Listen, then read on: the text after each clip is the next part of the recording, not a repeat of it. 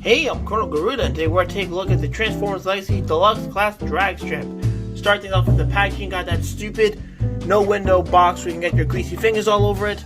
You got some nice artwork with the car mode, Transformers Legacy, Transformers, Generation Sakaratomi. Here it just says it's a Stunticon Dragstrip. On the side, it's got some art. On the other side, you got more art. On the bottom, nothing really going on. On the top, just says Transformers Legacy.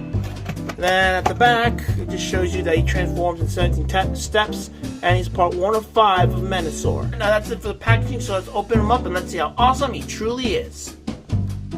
And here we have Dragstrip out of the packaging in his vehicle mode, and I think this is a really nice but basic figure. Starts off with the car mode. Let's take a closer look at it. At the front, we got a nice Decepticon logo with some red stripes on the front. And then got a little bit of gold in the middle here, and this is actually his head, which is supposed to be, I guess, disguised as a seat. It's kind of weird. I don't know. It looks like there's a little bit of an engine there, but there's also the engine back here, so it's kind of weird. But it's still pretty cool. Got more of that red striping there on the side, as well as on the other side. The wheels are pretty basic, they're just simple black, and on the back here got the gold, red, and yellow here. What's interesting is this is for transformation only, but you can also do this. It's kind of like a scooper or some kind of dump kind of thing you can do, which is kind of odd, but it's interesting nonetheless. And another thing that's interesting is the way this guy transforms the compartment. So I'm sure a lot of people have figured it out, but for those who don't, this thing can split in half, but I thought you could just split it in half by just using its force, but no, that's not the case. It's locked in there. Underneath here is this little switch thing, this hidden switch. If you press on it with a tool, that'll actually separate in half and actually combines with Menasor if you stick it on there like that, which is interesting.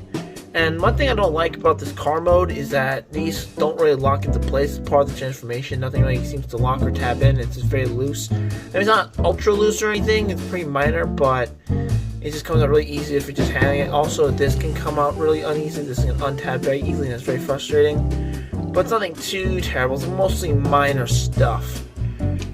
But these wheels are extremely low to the ground, and they don't really have that much, don't really raise the car too much. But from what I can tell, it seems to roll okay. Maybe some car Transformers roll a little better. I don't know, but there you go. Now for the accessories, you get 2 of the same little purple and black blasters. I'm gonna focus on them. Let's get them out of the way. They are pretty simplistic, and they have little pegs underneath so you can hold them. What's interesting is that there's little pegs on the side that stick out. That's kind of weird. At first I thought maybe one would be on the other side or something to make it a little more balanced, but it's not. But I think if there's a way to store them like that, I think that's why they did it. Anyway, you got little ports here, so you just plop the blasters on here. Now, normally I'm not a fan of weapon storage on alt modes, but this actually works quite well because there's 2 on each side and it looks balanced. It's not just having one hang on here, just one big one up here or something. And I think that was pretty cool. Okay, I looked at the instructions just to double check, and it turns out that these 2 guns can actually combine with each other, like so. And it gives you this double barrel blaster with 2 scopes on it. I'm guessing if you had multiple drag strips, you can like have more and more of these and just make them into some really wide blaster. It almost looks like maybe make it look like the Peacock Smasher from the Crossbone Gundam manga series. I think that'd be pretty crazy, but apparently that's a thing you can do. Now for some size comparisons, here it is next to the high-grade Gundam Revive, the Robot Spirits Evangelion, the Soul Chogokin Daltanius, and here he is next to the Kingdom Red Alert. Alright, now let's get Dragstrip transformed.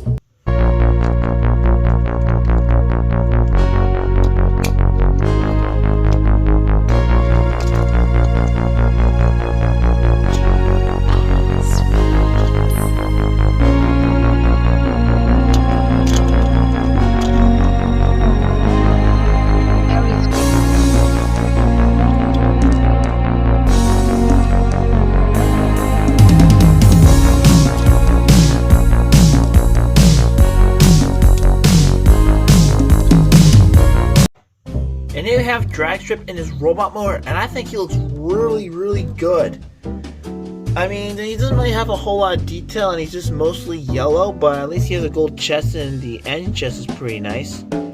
Even if it's kind of a gaping hole in there, but I think it looks really good. And it's funny how on the back, he's got a little bit of the engine detail on the back now, on the back of his legs, but for the most part, he's just mostly yellow, and he's very plain and basic, but I really don't mind that, because this was G1, like, they're very simplistic back in the day, but I still think this might be a little too simplistic and might throw some people off, I think. But then again, I feel like most collectors already have figure. I'm a little late on the Legacy line, but I still think he's a pretty enjoyable figure.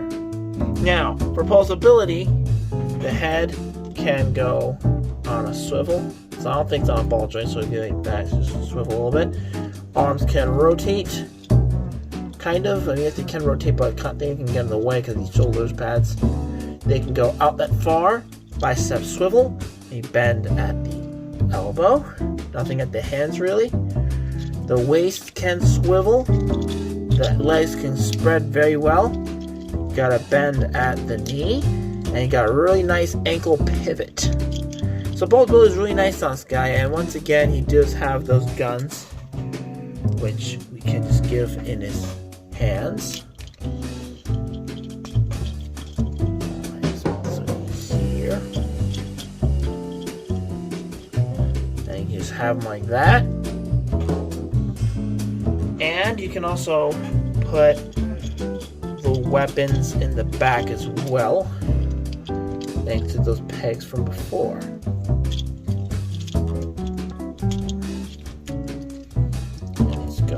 That. So it's really nice that they give you the option to store weapons on this figure. Such a nice added bonus. Now, one thing to really note about this figure is that it feels very hollow. This is kind of a contrast to other figures I've collected from the Legacy line so far, like Laser Optimus Prime, for example. That thing felt more like a solid figure. This one is still solid, like if you shake it, nothing's loose. However, this piece that holds the halves together kind of wiggles a little bit, but it's nothing too crazy, but like, I don't know, kind of bugs me when I'm handling it. But this feels more like a toy than a collector's item compared to other figures. But that's not a bad thing either. It's still a very enjoyable piece. Now, let's do some size comparisons again. Gundam, Ava, Daltanius, and Red Alert. Overall, this figure is pretty solid. This figure is definitely good, but it's not enough to really please me as well as other figures in the Legacy line. It doesn't have that same wow factor, and the hollow nature of this figure just leaves me having a little bit more to be desired, but it's still a very well posable figure, and it's just a fun, simple figure. If you enjoyed the video, please leave a like, comment, subscribe, and turn on the notification button. Thank you for watching, and I'll see you on the flip side.